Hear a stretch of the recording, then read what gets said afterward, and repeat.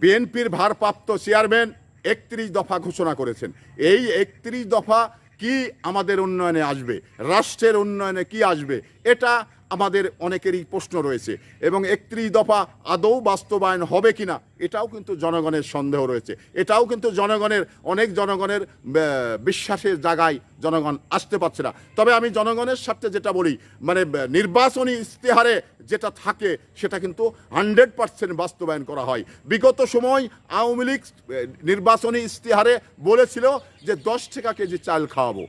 আসলেই তারা এই ব্যবস্থাটা করেছিল, এখন কতটুকু করেছিল, সর্বোচ্চ নাকি মানে অল্প, এটা একটি বিষয় ছিল। তো সেখানে এই যে বিএনপির ভারপ্রাপ্ত যে চেয়ারম্যান উনি ৩১ দফা ঘোষণা করেছেন, এই ৩১ দফা বিএনপি ক্ষমতায় গেলে সমস্ত কিছু বাস্তবায়ন করা হবে। তো ৩১ দফার ভিতরে যেটা আপনার শর্ত রয়েছে সেটা হলো যে ফ্যামিলি কার্ড।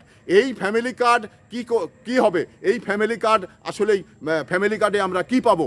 এই ফ্যামিলি কার্ডে যেটা পাওয়ার কথা রয়েছে সেটা হলো যে বাংলাদেশের প্রত্যেকটি ফ্যামিলি এই অল্প টাকায় মানে পণ্য সামগ্রী কিনতে পারবেন।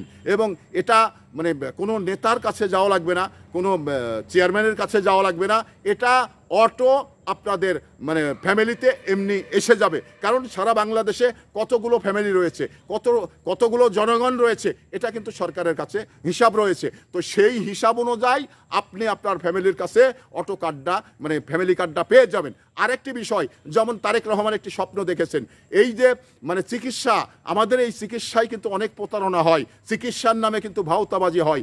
এটা দূর করার জন্য তারেক রহমান একটি চিন্তা করেছেন, সেটা হলো যে এই মানে ডাক্তারগুলো, এটা কিন্তু বিদেশে এগুলো আছেন, ডাক্তার আপনার বাড়িতে গিয়ে সেবা দিবেন।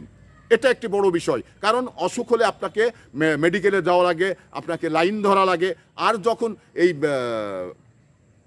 বাস্তবায়ন করা হবে তখন কিন্তু ডাক্তার আপনার বাড়িতে যাবে, কারণ তখন ডাক্তার নিয়োগ দিয়ে আপনাদের এই এলাকার জন্যে 2-5টা ডাক্তার কিন্তু আপনার জন্যে তারা কাজ করবে। তো সেখানে আপনি প্রাথমিক পর্যায়ে আপনার ডাক্তার বাড়িতে গিয়ে আপনাকে চিকিৎসা দিবে। এবারে আসেন মানে এই যে চাকরি বাকরি পেয়ে শিক্ষা খাতকে অগ্রাধিকার ভিত্তিতে মানে এই 31 দফার ভিতরে রেখেছেন।